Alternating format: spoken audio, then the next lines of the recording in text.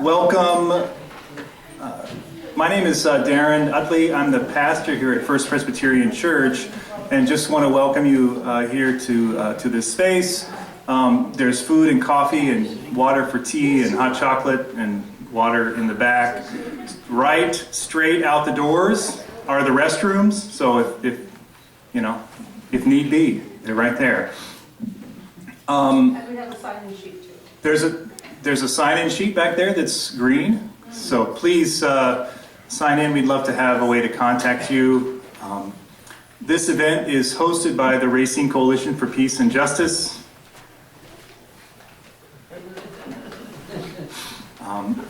Every Saturday, either out on Highway 20, kind of by Festival and that kind of area, that corner. We're usually there at 12:30 for a Stand for Peace. Get on the mailing list and you'll find out whenever we decide to change it to MLK for some reason. I can't remember why we do that. But First Saturday of the month. oh, okay. Sorry. There's a pattern to it. First Saturday of the month we're at the MLK statue on State, and then every other Saturday out at Highway 20. It is a real honor for me to be able to introduce Malik to you. We met through some of the Stands for Peace, and Malik was here and actually provided food a couple times for some lunch and learns that we did, I don't know, maybe in the summer or close to the summer around 100 Years in Palestine, the book, and had the honor to meet Malik's dad, who he will speak about in a minute, but just ask you all to welcome him here.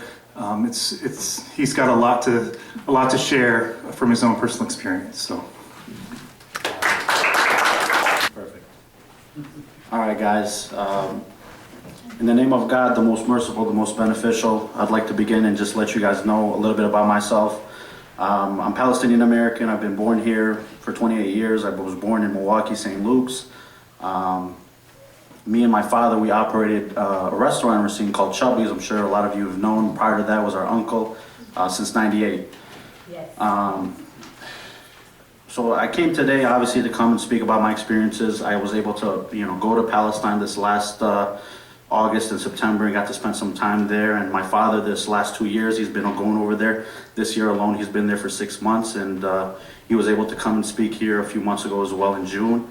And unfortunately, my father, he passed away actually earlier this month. And I told Elaine that I'd come speak, and even with all the things that were going on, I figured it was important to come and speak and kind of give the Palestinian American version of kind of what's going on, to open things up for dialogue for people that maybe don't have the opportunity to meet Palestinians or Muslims or Arabs or whatever the case might be, and to kind of just shed light on kind of our struggles and our stories and stuff like that.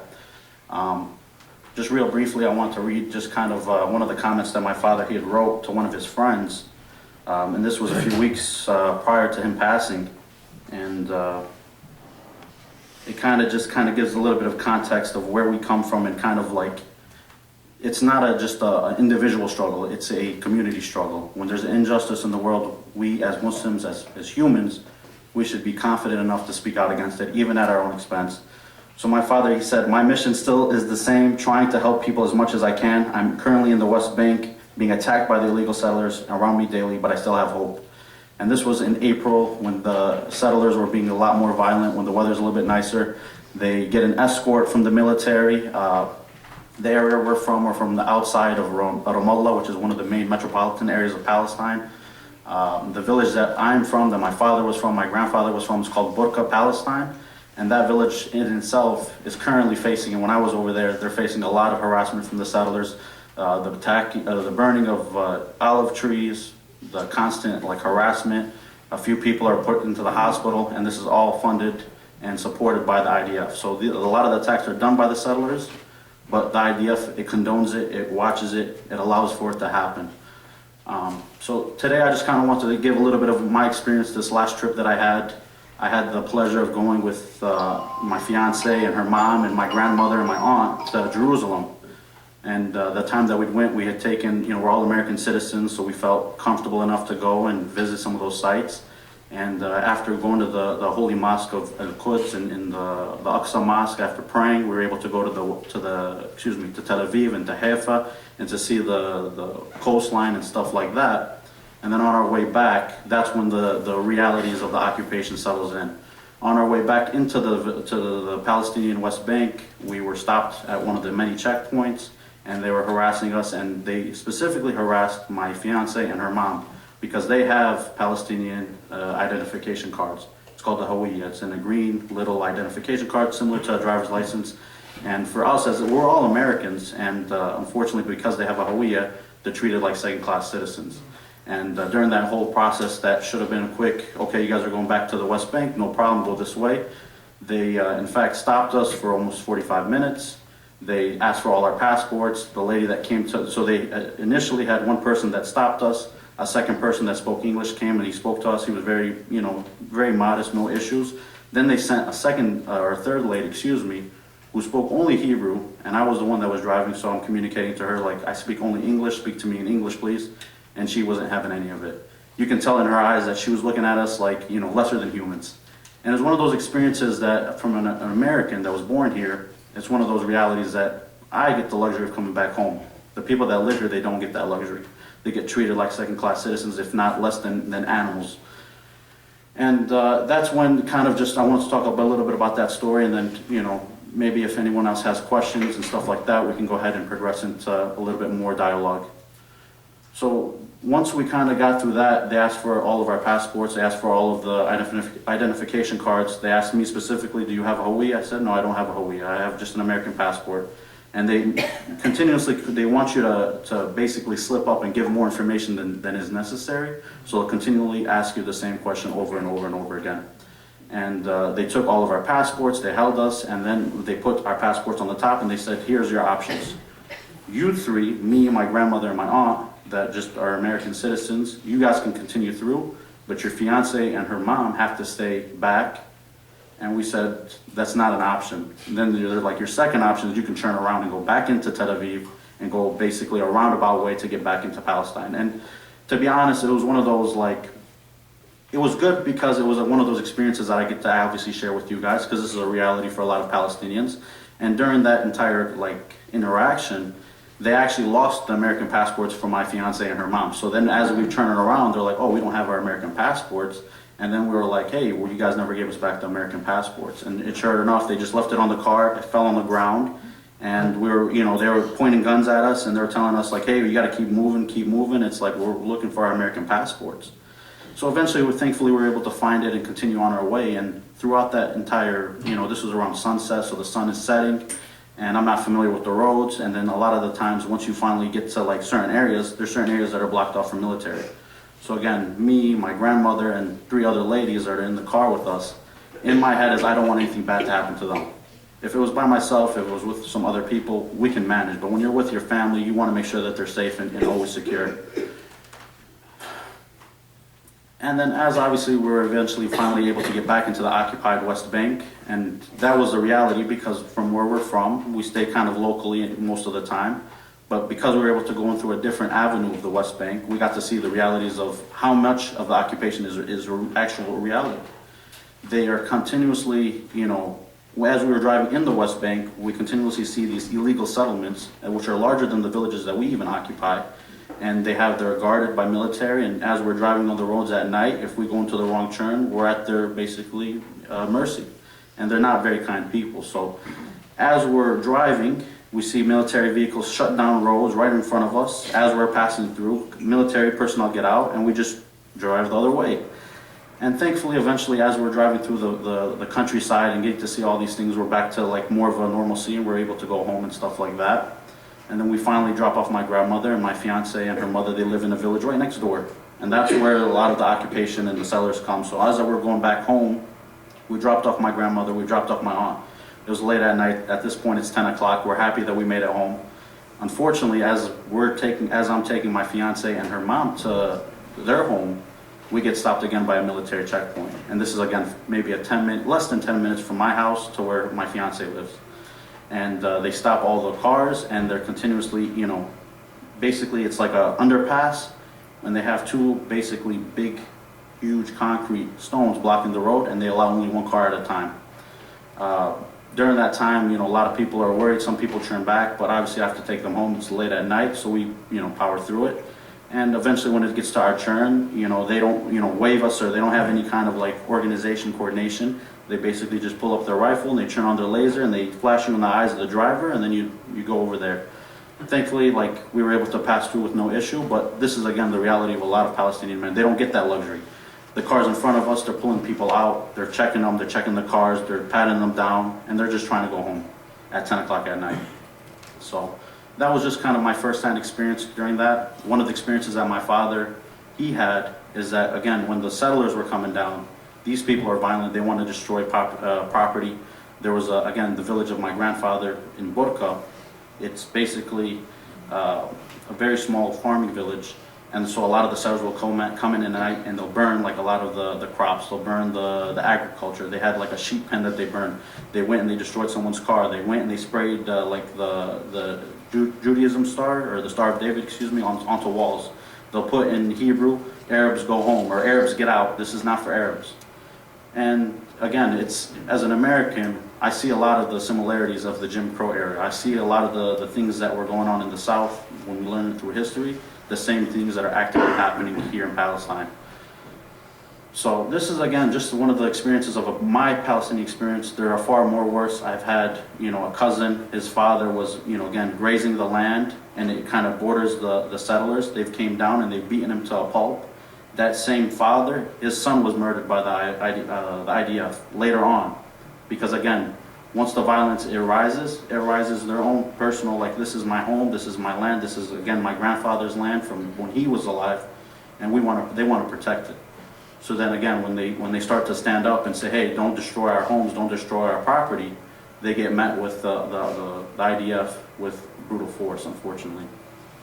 So that's just kind of a quick snippet. I didn't really have more than that to say. I mean, we can probably talk for more, but I wanted to kind of open it up for people, and obviously it's a smaller room, so I think if people wanted to ask questions, I could hear them, and then I could go ahead and just respond. Yeah, I'll go for her, and then I'll go for you next. When was this trip that you took? I took it in August, and I came back in middle of September, so I was there for a month. Okay. Yeah.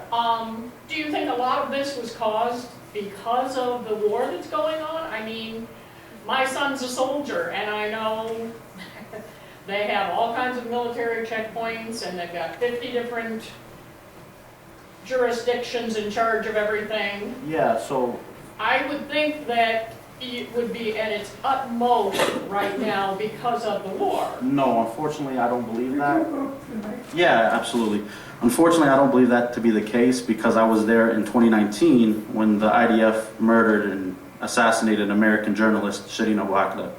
And I was there when they were attacking Jenin, and they were going into Jenin and stuff like that. Yeah, I was there in 19 when that happened also. Okay, but I was there during the actual murder of her. Like, I was in Palestine when that happened. Mm-hmm. Yeah, and the checkpoints were there, the same kinds of settler violence. My cousin, he passed away. He was murdered by the IDF in 2013. His father was beaten almost to death in 2012.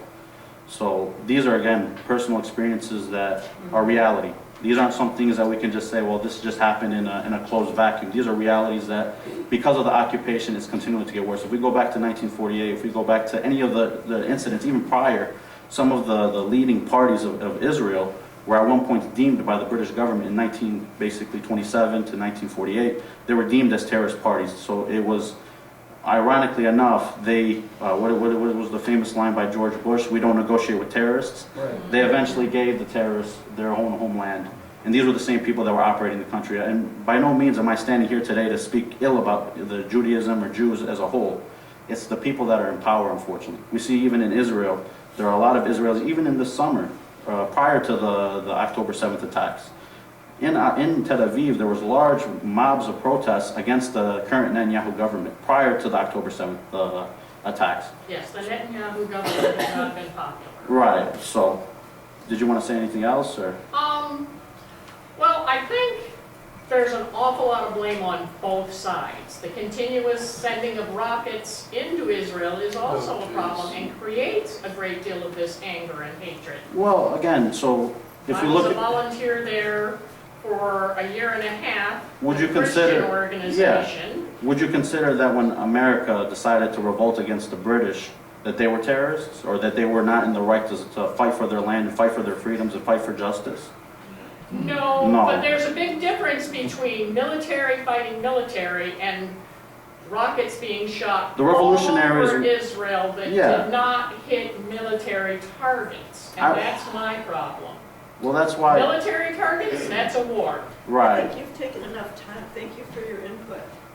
It's a good thing that you don't want to be open-minded and explore both sides. No, definitely. Listen. I'll say this. I'm more than happy to hear it, but I also want to stay on the path of what's right and like I accurate. mean, there's, I don't want to speak from emotions because at the end of the day, my emotions are not important. It's the realities of the facts.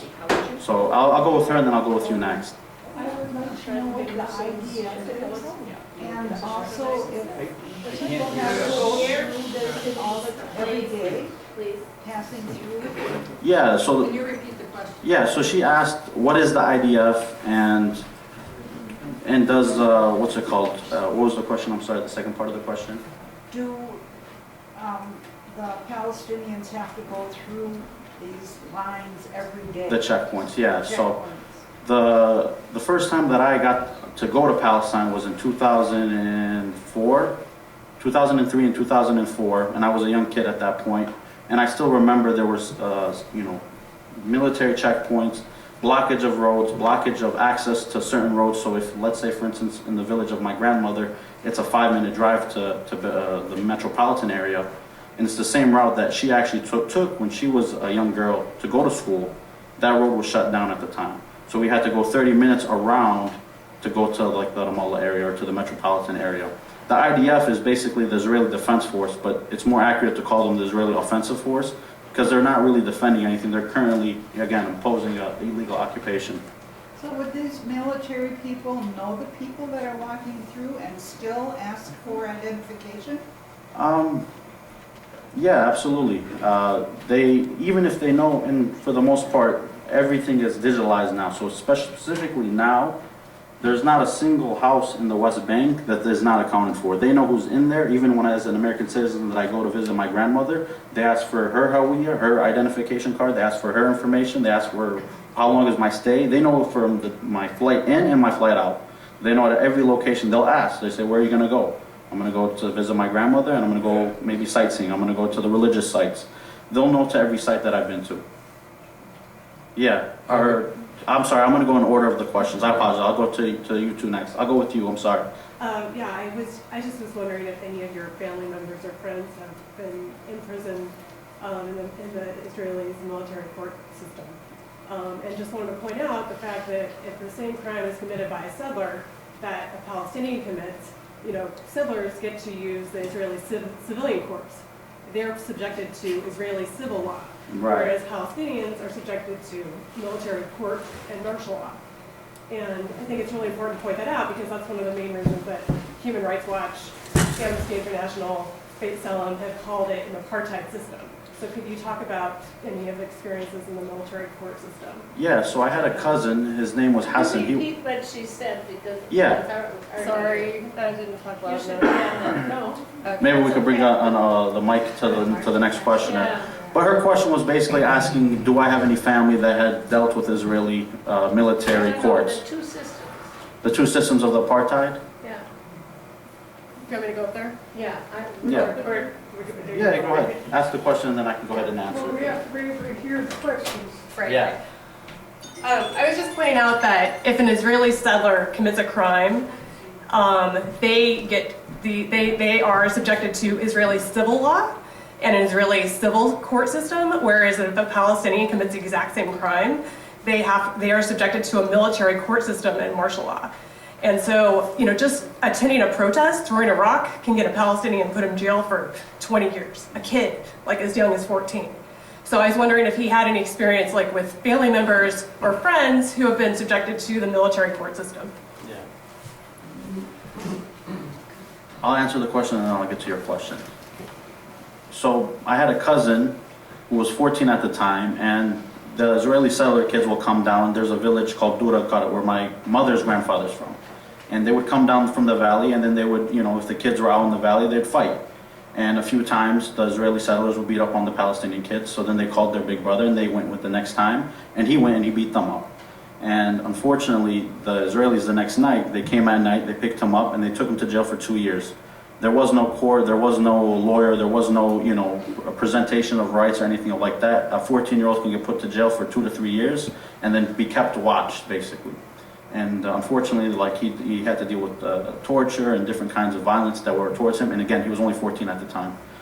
So we never see any kind of justice when Israeli settlers come and they burn down cars or they burn down crops or they cut down trees or any of that sort. It's actually encouraged by them because they have an extremist government.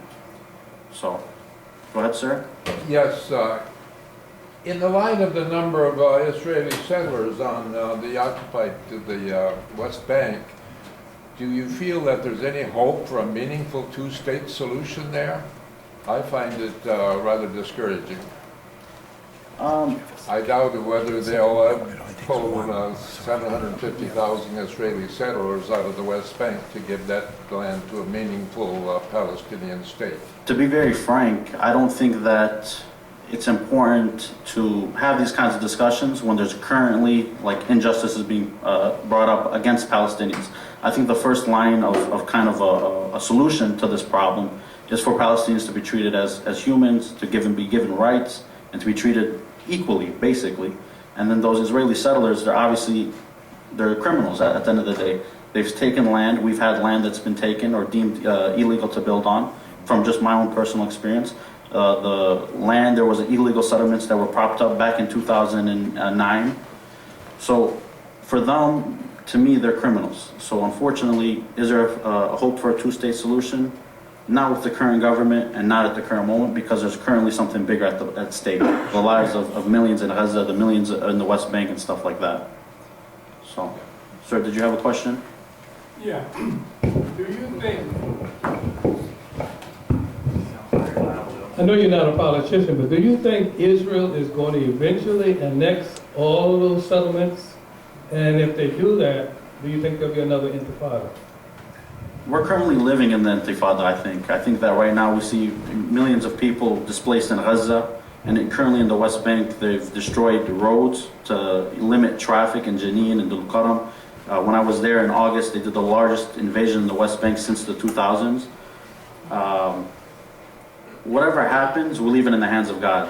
And that's where our faith comes in. This is where our family comes in. People are going to resist the injustices to the best of their ability. But I don't understand maybe exactly, these things, they're going to take time, and we're going to put our faith in God. How could there be anything left? I'm sorry? How could there be anything left? Anything left of what? In Gaza? Oh, I mean, at least as long as people have their hope and they have their lives, there's always going to be time to rebuild those homes. Right. But it has to start when basically Israelis stop bombing the tents that are currently there. So, I'll go with hers and then I'll go with the gentleman in the back. I'm very curious about what brought your father to Racine, and could you talk a little bit about what your grandmother's life is like now and what your family was like before your father came here? In other words, I'm interested in the history of your family. Yeah, absolutely. So, the past owner of Chubby's, his father came to this country in 1897.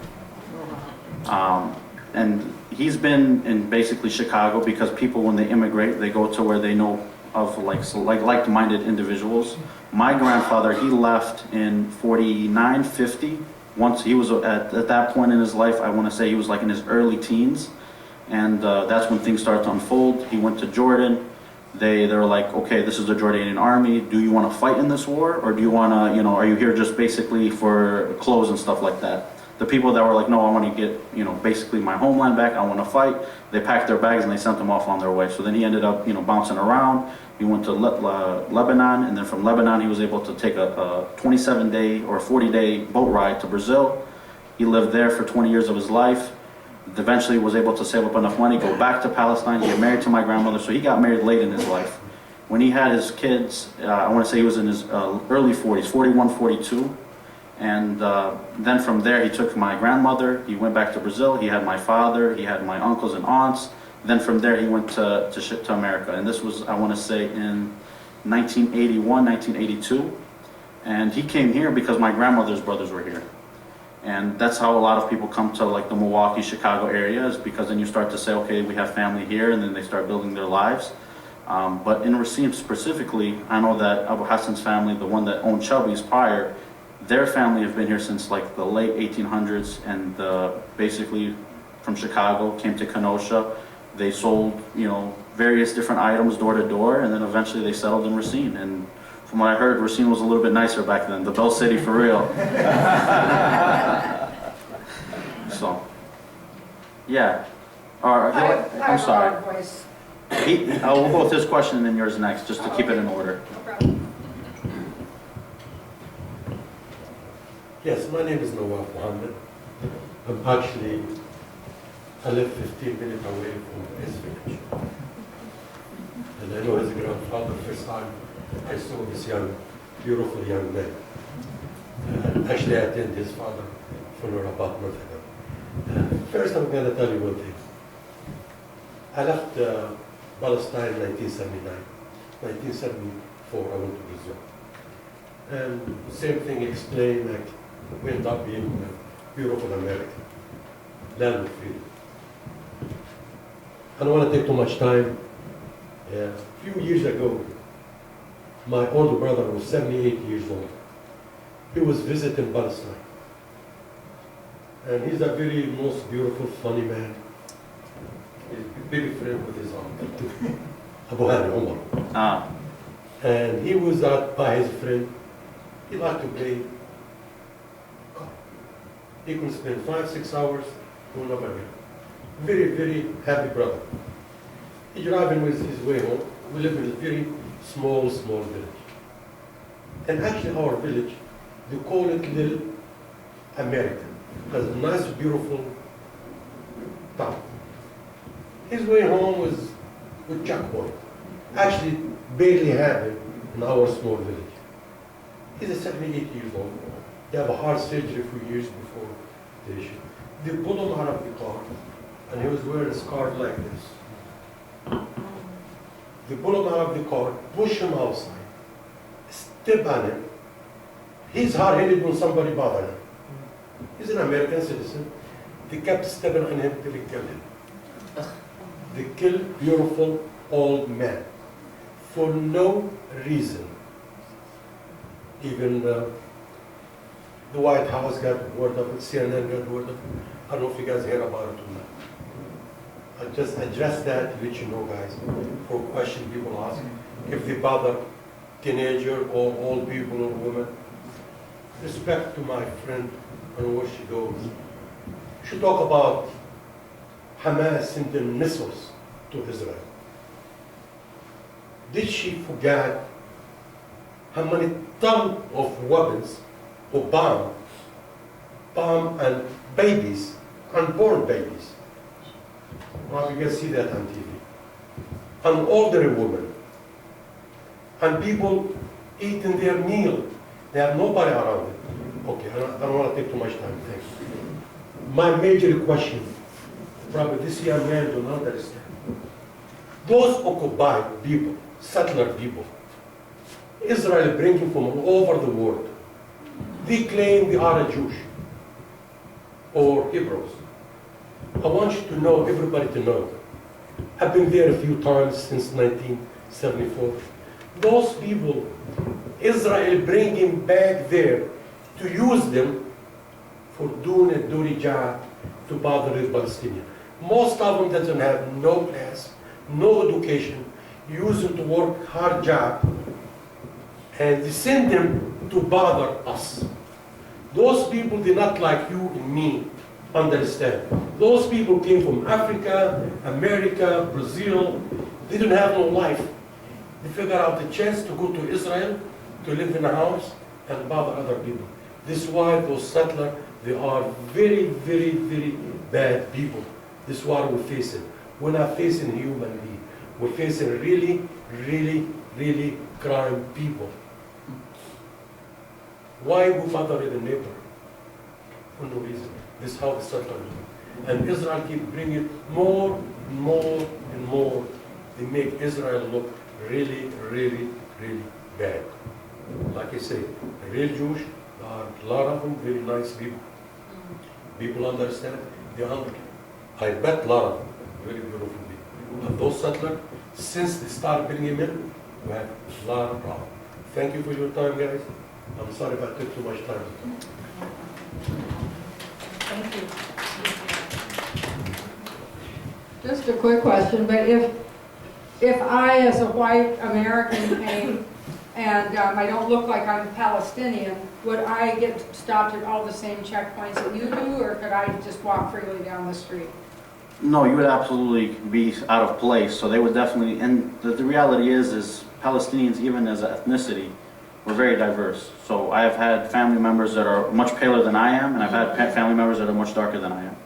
So they don't discriminate. They will see, okay, where are you from? And once they see that you're an American and you have no, origin of Palestine, they might let you through a little bit easier.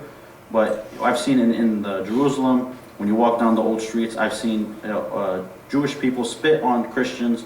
I've seen them attack the processions in Easter. This was this last year. So it's very, very, like, if you're not within a group and you're not within like the red taped areas that they allow, and you find yourself in the wrong part of an area, you could definitely be in a dangerous area because of the occupation and stuff like that. So they're equal opportunity offenders. Absolutely, absolutely. And I wanted to just kind of mention there was a gentleman from Milwaukee, the one that his uncle that passed away, and again, no justice, American citizen, because at the end of the day they sweep it under the rug. Same thing with Shireen Abu Akleh. And then even like when one of the questions they asked about two-state solution and stuff like that, the only thing that I have from my information is kind of what happened in South Africa with their apartheid, and how eventually their apartheid was defeated and they were able to kind of win back their rights. And that's what the uncle had mentioned, is a lot of these settlers, they didn't have any Jewish lineage or anything like that. They were welcomed into basically Israel to fill up the space, to take up more space and to kind of create this ethno-state that they wanted. And there's a lot of documentation of it. You can go on PBS, you can go on NPR, you can go on all these stations, they've covered these things. That's why, so sometimes when I come to these events, it's not that I assume that everybody knows everything, but unfortunately, like when you put the facts out there, people don't receive them, even though these are the realities. So that's why I want to kind of make it more real for people to speak about my experiences. Because it's true, even in Sheikh Jarrah, there was a guy from New York, he was almost tried for, he was a criminal essentially, his name was Jacob.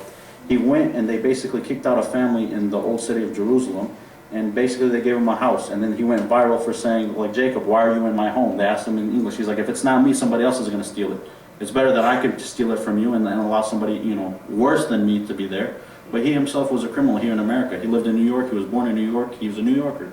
He speaks with a New Yorker accent. And yet they opened up the doors for him, and they kicked out an old Palestinian family that was there since basically 1948. And they put somebody else in there because they want to push Palestinians out. So. Just for the poetry lovers in the room, that the family is the family of Muhammad al-Kurd, who is a poet, and you can get his poetry out in the world. Rifka is his grandmother's name, and he wrote a whole book of poem about her, and are inspired by her. So. The plight and the struggle in Sheikh Jarrah. So, just so you know. Are there any other questions? Oh my goodness. I'm gonna try to so think. Sorry. I do have a question though. Yeah. Let's ask her a question and then go, because I'm sorry, we'll go to yours next. Sure.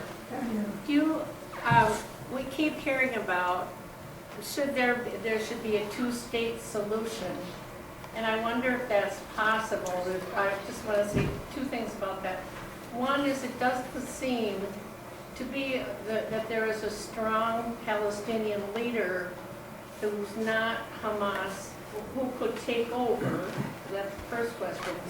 Do you think that? And then second, do you think it would be possible to have two states? I can talk pretty loud, I used to teach. So, I mean, do you think... It's not on. Do you think a two-state solution is possible, or does something else have to happen? Like I said, from everything that I've read, everything that I've learned from my own personal experience, when I look at South Africa, there was no chance of a two-state solution. There was an injustice. They cleansed of it. They found justice. They were able to reopen the border. In a perfect vacuum, in a perfect world, the war in Gaza would stop. We would have strong leaders that would take over, whether it's a republic, whether it's a democracy, and that everybody, whether you're Christian, whether you're Muslim, whether you're Jewish, you're all equal and you have equal rights. That's the reality that we hope for, but that's not what we're going to get, hopefully, or not hopefully, but it's not. A two-state solution, it seems extremely ambiguous, because for that to happen, you'd have to, like, there's a lot of Palestinians, even in Gaza, that were displaced in 1948. Would they get a chance to return home? And unfortunately, that's one of the criteria that the UN has dictated as apartheid. So for those people to go back to their homes, the criminals that were put by there in the recent 10, 20, 30, 40, 50, 60 years, they'd have to move out. So there's a lot of democracy and political stuff that is not really in my avenue. The only thing that I could speak on is that there's an injustice, and that's what we fight for, is to get that justice. So I was just wondering about the recent International Court of Justice cases in the last year. So there was the South Africa's genocide case against Israel back in January. And there was also International Court of Justice also ruled that that Israel's occupation is not only illegal, but it's also an apartheid system that should be dismantled within a year. I mean, I know there's also the International Criminal Court case against Netanyahu, right? And he just finally got his arrest warrants served. So are Palestinians, are they getting hope from these cases? Is this like helping them like deal with this awful situation? Or are they just kind of like, this isn't really helping us right now? How are they responding? So the recent events in Syria with the topple of their dictator, the reality is this, is that Palestinians, we have hope from God. We have hope in our resilience. So regardless if it's tomorrow or if it's in another 20, 30, 40 years, people are going to continue to resist. They're going to always look for justice, and they're going to continue to fight for their God-given rights. So in terms of hope, it's difficult to say. The reality is that there's a constant imposition of support of the occupation, and it's been like that for the last 70 years. What's going to be the event that triggers the justice to start coming in?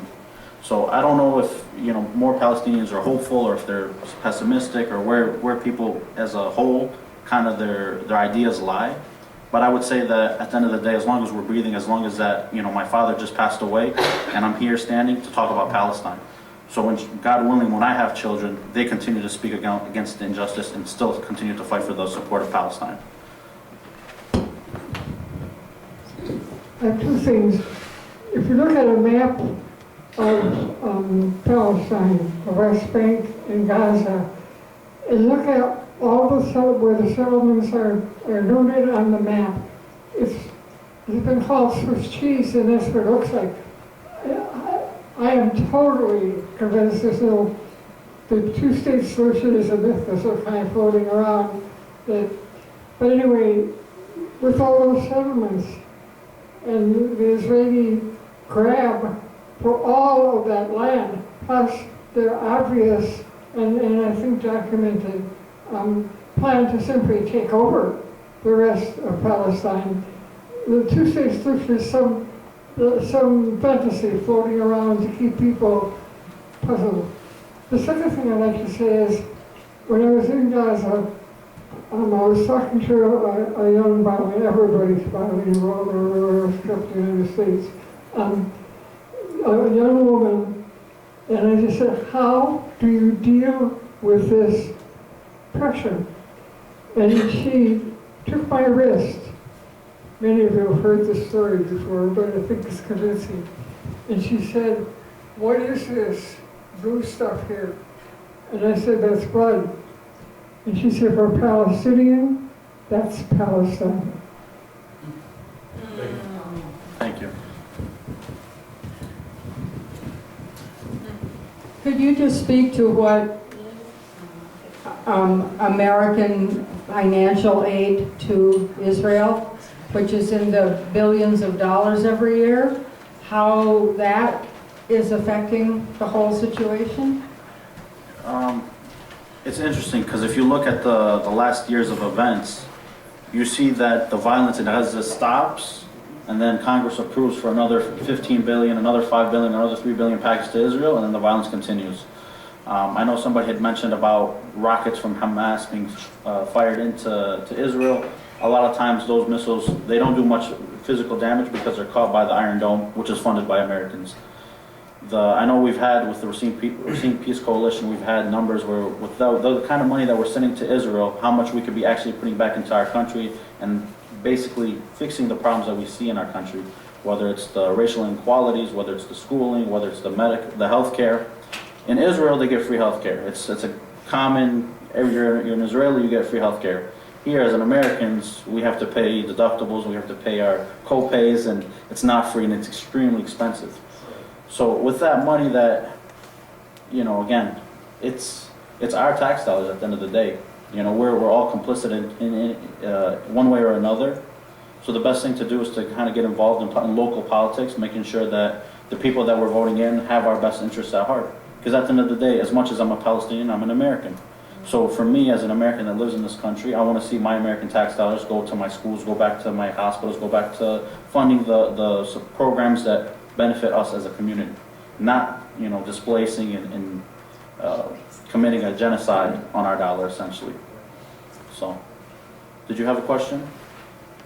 My comment was basically like hers. I would really like us to focus on what our responsibility about what our country is doing, you know, and to really lay into ending funding and to reevaluate our wars, not only in Israel, but in general. No, absolutely. And anyway, my comment was real similar. Yeah. I got a question. Do you have a question first, Nick? In keeping with the theme, so I think it's one thing to ask, what can the American government do? Seeing that the American government is already like very open and complicit, and that's not going to change. I think the question, I think it's also important to ask just like, what would you recommend? If I was in a position of power and I had the ability to maybe make a little bit more change immediately, it'd be immediately to allow the aid and all the supplies that we've sent to Egypt, we've sent to Israel, finally to allow it in, stop the bombardment of basically the refugee camps that are all scattered around Gaza, stop allowing the illegal settlers to come down and destroy things with impunity. So I was going to ask a slightly different question, though, just to be clear. Go ahead. I was going to ask, you know, rather than talking about what the government can do, what would you recommend individuals do? I know that there's like the boycott, divestment, and sanctions movement, which is very large scale and national. I'd be interested to hear what you'd say, like in national ways, but also in local ways. Yeah, I mean, we've seen Peace Coalition for the last, maybe year and a half now, or a little bit longer than a year. They've constantly been doing protests, having these open dialogues. I know we have some ladies in the back, they've done a lot of great work. They've went to the city hall and they've spoken to the community leaders here. Again, there's nothing that on an individual level that we can do, but the BDS has been very successful. We've been able to stop these companies from profiting from the genocide. So a lot of these companies are looking and saying, hey, we can't have a policy that supports genocide, and we can't just blanketly support Israel anymore. We have to be a little bit more, even if it's not in their hearts, their finances, they're hurting. So hurting their wallets is what kind of makes them move, and that's what makes the changes. So in terms of what we can do, which is constantly doing the same things, having these dialogues, and talking about the things that we can handle in a local level, on a smaller level with our local politicians. Like we had Jill Stein that came here a few months ago. We had another gentleman in Chester, Todd, he ran for Congress from our district here. I win, I try to help out where I could, and he didn't win, but it creates the next opportunity for the next person to run under that platform. So even if we don't get the results that we want today, sometimes we have to look a little bit long-term, and we have to continue to build on those, and as it gradually builds, it eventually makes the changes that we want to see. Just say Yeah, you- just one more thing. I guess the way I feel is I see a lot of negativity. I see a lot of, I see the horror, the misery that's sort of projected out there. And what your father said about seeing it all and feeling it all and still carrying that little fire of hope is really, really important. And to carry positive messages of reparation and of being able to change things from being horrible to being better. And I really appreciate what you said and what your father said, and I want to wish you condolences, and may your father's memory always, always be for a blessing. Thank you.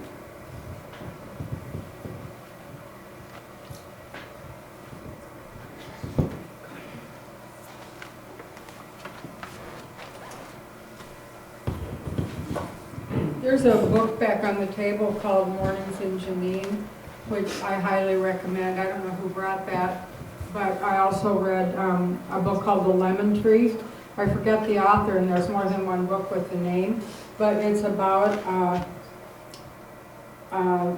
it's told from the point of view of a Palestinian who was forced out of his home by a Jewish family, legally, and but he ended up going back and asking to see the house, and he and the woman ended up having an amazing dialogue, and it's a true story that was documented by somebody who happened to be there at the time, but it's really powerfully written. So for people that are trying to get more information, it's called The Lemon Tree. Yeah, absolutely, and I think that's one of the things that we can do is just continually to read and to learn more about things that we don't understand and we don't know, and having those more experiences to kind of like look into gives a better perspective of what's going on in the world. Since you're a Palestinian and an American, we hear a lot about how we should evaluate the political parties or the factions in Palestine. It's interesting, I think you would say, for us to have judgments about other people's political parties. Our nicest one has been genociding people for over a year. Our not so nice one is our not so nice one that you all probably already know about. But I'm just wondering, because I feel like that we should probably offer a little more grace to people trying to work out what they're trying to work out, especially under direct oppression and occupation. So could you say a little bit about the Palestinian understanding of Hamas, and then especially right now with what's going on, maybe how we should think about, from a Palestinian point of view, the Palestinian Authority and what they're doing right now? Sure. So the one thing that, again, having the ability to go overseas, going to Palestine, visiting family, talking to people on the ground, talking to real people, not just these bureaucrats, not these politicians. Even with the Hamas, you have to understand that the same way that we had our American boys and girls fighting the Revolutionary War against Great Britain, it wasn't George Washington that was doing the fighting, it was the people on the ground, it was the common folks like us.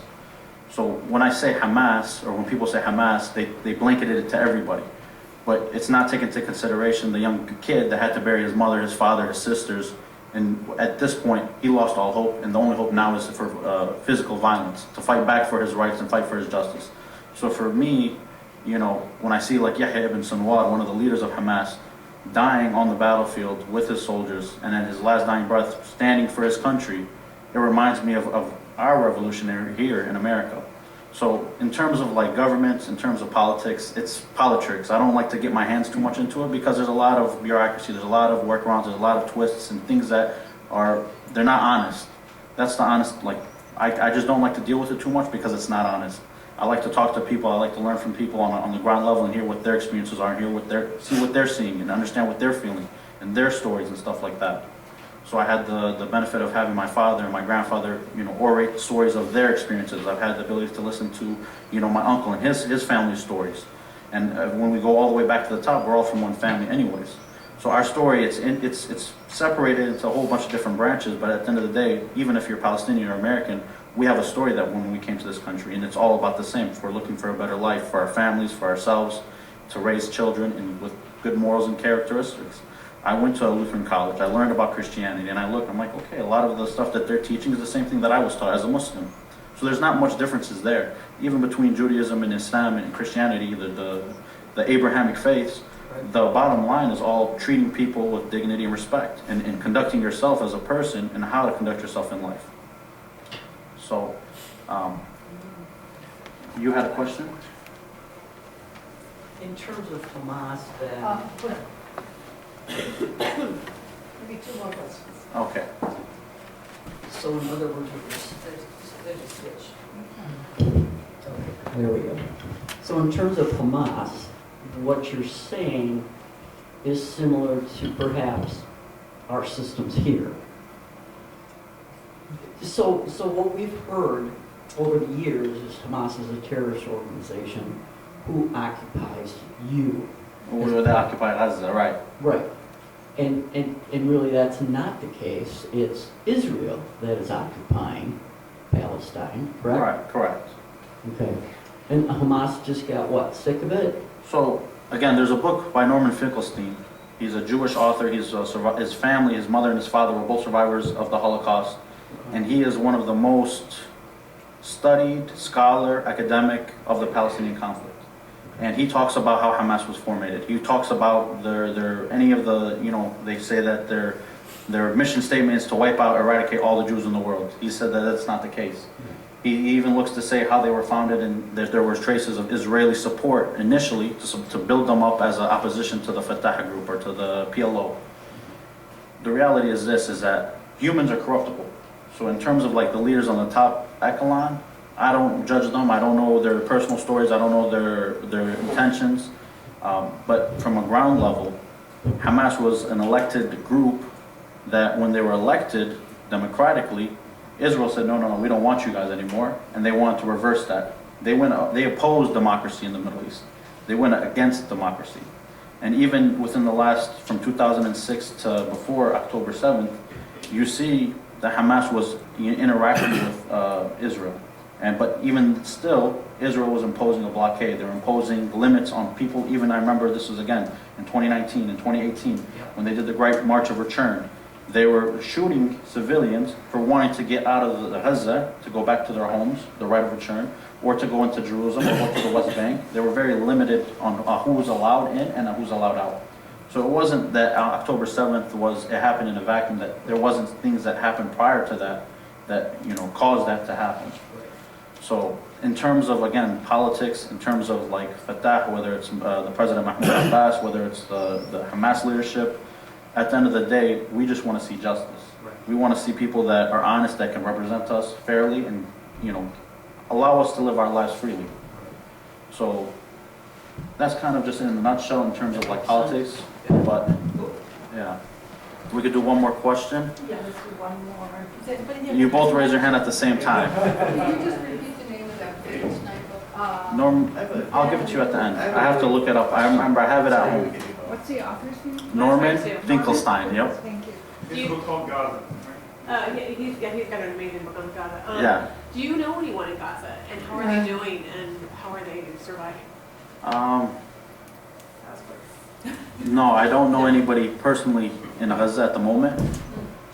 But I have family of family that, there was a guy that I grew up with, he's Palestinian as well, his family's from Gaza. He lost a great aunt, he lost a lot of family members, all basically wiped out during the last year. So whether it's me or whether it's my friends, people that I grew up with from when I was a student all the way till now, you can find anybody in Milwaukee that has family and you can hear about their stories, and it's real. They're no longer here, they're gone, and they're wiped away because Israel wants to push this ethno-state of supremacy on the rest of the Middle East, and it's not fair. They bombed the oldest church in Gaza. I think it's the oldest church or the third oldest church in the world. So it's not a Muslim versus Jewish thing. It is a human rights thing versus humans. Oh, Carl. Flip the switch.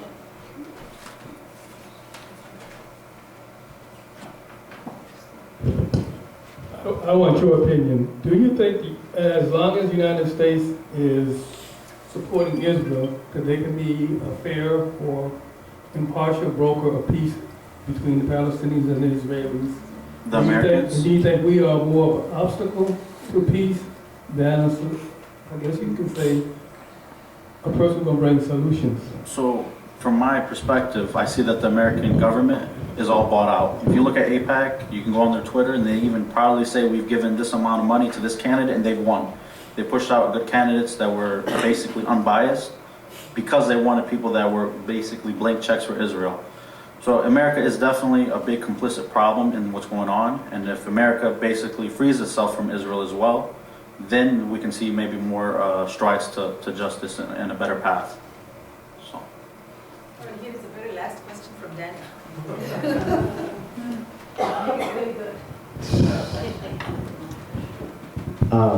Yeah, so American mainstream media is pretty biased, right, against Palestinians and towards Israel. So where would you suggest people go to get their news about the situation? I know you probably have family that you speak to, but how about for, what would you say for the rest of us? I would say Twitter is a good avenue for information. And then at the same time, even as a Palestinian, I vet everything that I read and I try to, see where it's coming from. If I know this account and it's been consistently given honest information, then I start to become a little bit more trustworthy for it. So Twitter is a good avenue. I know on YouTube you can go on Al Jazeera English. They're not the best, but they have sometimes a little bit more unbiased in terms of their coverage of Palestine, Syria, and other places around the world. So Al Jazeera English, it's on YouTube, it's live streamed, it's for free.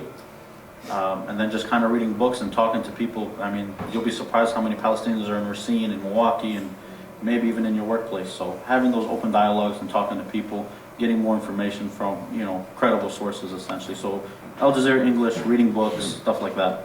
Democracy Now! Is really good. Oh, Well, Haaretz. and Haaretz, okay. Yeah, It's not bad, you're right. Some of the stuff is not bad. What is better than the U.S. media. Yeah, that's for sure. What is that that you said? What is the group? The land, it means in Hebrew, it's Haaretz, and they're very critical, I think, of what's going on. Well, yeah, they've been censored by Netanyahu. But you're right, it's going to be more. What? Let's officially finish this and then you can have the discussions. Rose, do you have a question? Mariah, I'm sorry. I actually have a comment regarding... Why don't you come over here in front? Oh, She can come right here,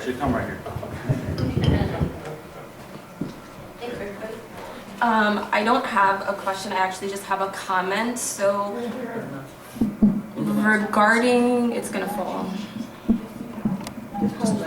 Okay. Regarding your question about how families in Gaza are doing, so I am with a Palestinian-led organization called Relief for Palestine, and we do work on the ground in Gaza. A lot of that is fundraising and giving food packages, diapers, wipes, things like that. There are children still being born every day that have no clothes, they have no diapers, and they have no formula, and the mothers still cannot breastfeed because there is a lack of clean water. There are, also I wanted to mention the politics of a lot of what's happening in Gaza is that there are ceasefire talks that are still being spread around Gaza. And I just want all of you guys to know that a lot of Palestinians in Gaza, on an every daily or every 2-day basis, they are celebrating because they are getting this false narrative that a ceasefire is going to happen. And so they're being toyed with. They are celebrating, and in the midst of their celebrating, they are being bombed. And then it happens again, and it just keeps restarting. And so these families, they contact us and they talk to us, and we have no words to comfort them, really, to be honest, because we know just as much as they know that a lot of this is just, they're just being toyed with. And I really think that's really important to say, that there's a lot of emotional play going on. And in the midst of them starving, having no home, having no warmth, having no sense of security or safety, they also are having a false sense of hope being thrown at them. And I just really, really wanted to say that, that's what's happening in Gaza. That's all. Thank you.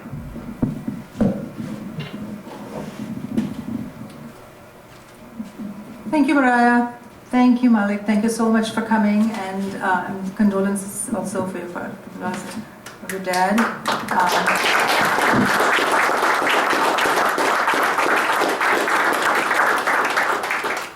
So what are you doing these days? A lot of things. A lot of things. Okay. Well, you came all the way from Mequon, so thank you so much for doing that on this very cold day. And you must have made a lot of friends while you were in Racine, because look at the people here. Thank you. Thank you so much for being here. Before we go, Malik, are you going to be able to hang around for a little bit? Yeah. Okay, so he's going to be here for a little bit if you want to chat with him. I just want to go over some details. There is a sign-up sheet. There are lots of people here that I haven't seen before. So if you want to get information about what we do, our stands and events like this, there are a couple of nice events that are coming up. Please use the sign-up sheets. It's green, and I only brought one sheet, so you can flip it over and try it on the other side. Write legibly so we can email you. Daniel is our secretary for the Racine Coalition for Peace and Justice, and he will be sending information about things that are going on. So please do that. The hummus and the pita bread were donated by Hero Express on Highway 20. Thank you, Adam, for doing that, and Elaine for picking that up. We also have a book list, an annotated bibliography of adult books and children's books, and we also have some displays of books that's the bibliography, and all those books are from the Racine Public Library. So the library, thank you, Nick. So the library does have a nice selection, and so take a look at those books. And lots of people asked about different sources. I just got something on Facebook that a list of publications and list of sources that Rebecca Solnit put together. So that's on my Facebook. I can print that out, and if anybody puts their email address on the sheet, I can send that out, because that's all kinds of information there about where you can get good information. As far as stuff that's coming up, we have Elizabeth, who's here, who's asking some brilliant questions, coming in. She's going to come to this space on the 16th of January, which is a Thursday, from 7 to 8:30 p.m. And she's going to talk about some of the things that we touched on today. The Hamas, Hezbollah, Iran, and possible responses from the new administration. So that'll be a good one. That's on the 16th, and I also want to mention something that I just got from Tim Hall from the Siena Center, who is a justice coordinator, and he's putting together what's called a post-election debrief. And it says, join a two-part conversation about the results and implications of the November presidential election. And that's going to be on Zoom. So I have your address, and if you're interested, I can send that out too. Other than that, so we are the Racine Coalition for Peace and Justice, and we've been in existence for about 20 years. And Dwayne Johnson over here is one of the founding members of the Racine Coalition for Peace and Justice. I'm the current president, and before that it was Elaine and myself. So we try to put together various kinds of things, and we do the Stand for Peace every Saturday at the corner of Highway 31 and 20 from 12:30 to 1:30. We stand for an hour, and sometimes we think, why are we standing there? But somebody said that there's hundreds of cars that pass by that intersection every hour. So lots of people at least see the signs. Occasionally, one or two people will come and ask what the heck we're doing. So we don't have much of a conversation, but at least we are there. And a couple of... They honk the horn. They do. Sometimes they do honk the horn. Yes, sometimes they do. Very good. A couple of weeks ago, we went to a Palestinian mosque and a restaurant and whatnot, and we asked the imam, well, this is what we're doing. What else can we do? I think Jessica's husband asked the question. Tyler asked the question. And the response that he gave was exactly what Malik said, just being there, just being a white-skinned American person representing the people from Palestine is powerful, and they appreciate that, and that is a good message to send. So if anybody wants to join us, we decided that if the weather is below 32, we're not going to be there. So, 12. Yes, absolutely. 12:30 to 1:30 every Saturday, corner of 31 and 20, except for the first Saturday of the month. We'll be at the Martin Luther King Plaza at the same time. We're looking for ideas of how to get this message to other venues, other spaces, so we're not always preaching to the choir. So if anybody has any ideas, if you want to write that down or send an email to us, that'll be great.